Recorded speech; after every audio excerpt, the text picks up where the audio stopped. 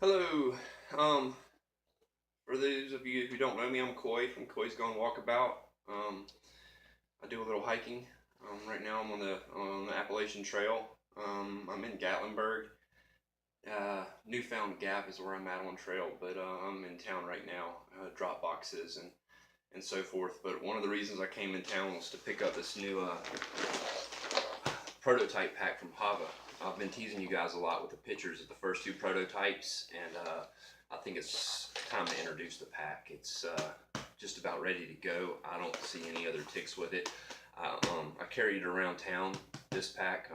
I ditched the second prototype, sent back home or whatever, but I carried it around town just to feel everything was right, and I'm going to test it out for the next couple 100 miles, but it seems perfect for me. So this is a 100% waterproof. All the zippers are waterproof. The side pockets are waterproof. Proof, not resistant. So I've tested it very, very well. The first two packs I threw them in mud puddles. I've been in snow and sleet and torrential downpours, and everything in the pack is dry. So there's no need for a pack liner. There's no need for a cover. It's really awesome, and I really like that a lot. The second big feature of the pack is the size of the pockets. When I got the first prototype, the founder, Scott, wants all the feedback he can get. So I told him, as a hiker, I know that other hikers, we're going to overstuff the pockets. If the pocket's not big enough, we're going to stuff it what we want in there anyway. And we want it to be versatile as well. So this front pocket, it's been doubled in size since the first prototype, and I've got a couple things in here just so I can show you the capacity of just the front pocket. Well, this is my underquilt here. It's a sleeping bag. It goes under my hammock. Oh, that's my top quilt. Sorry, goes on top of me in the hammock. So that's pretty much like your sleeping bag. And then I've got my other sleeping bag, which is my underquilt. Goes on the bottom of my hammock. But you can see that's a lot. Basically two sleeping bags in that pocket. So the pocket, and I probably could have crammed something else in there if I wanted to. The pocket is massive. I don't use the whole pocket a lot of times, but sometimes, man, I stuff that pocket full, and it's got my hammock in there, my ropes in there for my cords for my hammock, and if I want to stop in midday and just it's right there, So with the side pockets, we've pretty much done the same thing. This one I've got opened all the way out, and you can see it flops a little bit, but if I'm in a desert, say on the southern section of the PCT or the AZT or wherever, I might want to carry 4 liters of water, So I've never been one for putting a platypus in my bag. I especially don't want to put anything wet inside of a waterproof bag. So I want my pockets to be big. I want to be able to carry water. And right there, I've got a Gatorade bottle, a liter Pepsi bottle, and this big giant water bottle, all in the same pocket. Now, and it rides comfortable. So, but what if I wanted just one water bottle in the pocket? Some people don't carry all that. They're just going out, wherever. So, it's got this pull cord here, and it turns that big giant pocket into this nice little pocket that'll just hold your Gatorade bottle perfect. So, it's really versatile. And it's the same with these pockets, I overstuff them. So when I use a sleeping mat in the wintertime, the sleeping mat from my hammock goes right inside the pocket, and all the bottles that I carry go outside of it too. So they're really, really tough and really durable, really versatile. I really love the pockets a lot. I'm a pocket guy, and same with the side pockets here. They're not huge, but they're just right to stuff snacks in, Salazon bars, Cliff bars, Spam packs, whatever you decide you want to eat during the day, I usually keep in here. The hip belt itself was one of the last changes we made. On the first pack, it was a little big, but it was really comfortable, man. It was so comfortable. And then when I got the second pack, it was downsized, but it was downsized a little bit too much, so it pinched a little. And that's one of the last changes we've made on this pack. we never really had a problem with function in the field. It's all just been making the pack more comfortable and more versatile with the larger pockets. So the hip belt is really comfortable in this one, and it's really wide here. You can see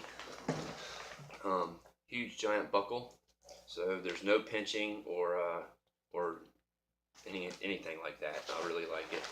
And then with the shoulder straps, the first pack, the straps were a little thin, and Scott, the founder, added some padding to it for me.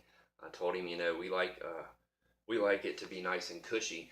I've seen hikers wrap water noodles around their pack with duct tape and seat belt covers and all kind of things to make them cushy. So why not just make them cushy for us so we don't have to do that? That was my thing.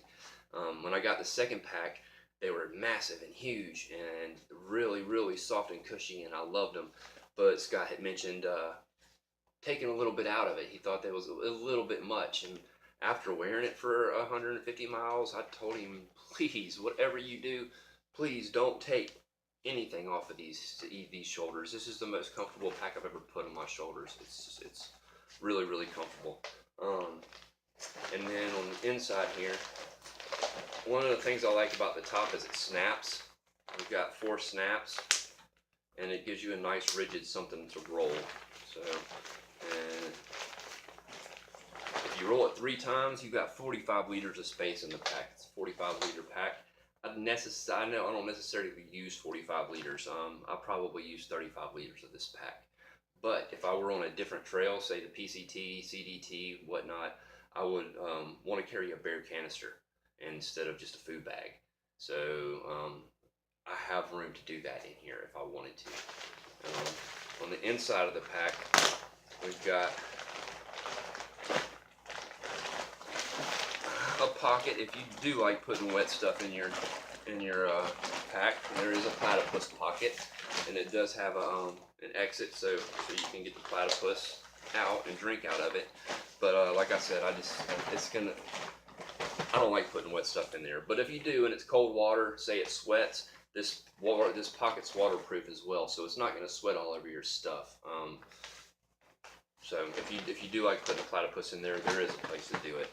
The inside security pocket also has a waterproof zipper. It's just double security. It's got a little clip for your keys. Waterproof pocket inside of a waterproof pack seems redundant, but I put all my electronic stuff in here, all the stuff that I can't afford to risk getting wet if something happens and my pack's open or whatnot. So I really like this pocket a lot, and I do use it a lot. There's no stays in this pack at all, and the support is really thin on it. So it's only 20 ounces. The first pack had stays in it, and I removed the stays immediately. And when he asked me for a list of the stuff I field dressed off the pack, that was right up at the top. The stays are coming out. I'm not going to carry metal. I'm just not going to do it. That's me, and actually the stays were a little uncomfortable for me. So I recommend that they stay out. If you wanted stays in, I don't know if it would be an option. I'm sure it could be, but I definitely recommend going without them. The pack is so comfortable and it sits just right that you don't need any support once you put your stuff in here. I'm pretty sure we're going to make different sizes in this pack. We're going to have a small, a medium, and a large, or something like that, because I'm 6'2", 198, 200 pounds, and pretty wide everywhere kind of guy. So whenever I put the pack on, it's going to be a little different than say Starfish or someone else. It's little petite girls. So if you're small and you're thinking, well, that pack's kind of big and the straps are kind of wide, well, it's gonna be sized too. So other than that, I just wanted to introduce you guys to the pack. I love it. I'm so in love with this pack.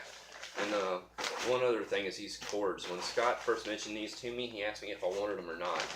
And it was before I even got the first prototype. And I told him, nah, I just don't like stuff hanging off my pack. It's just a me thing, you know. But when the pack came, this bungee was on it, and you can see it's nice and I've used it so much. I mean, I strap everything down to it now. If my socks are wet, if my shirt's wet, I strap my rain fly down to it if it was in a rainstorm, and I just put it in the bag and put it right on the outside of my pack instead of in there with all my dry stuff.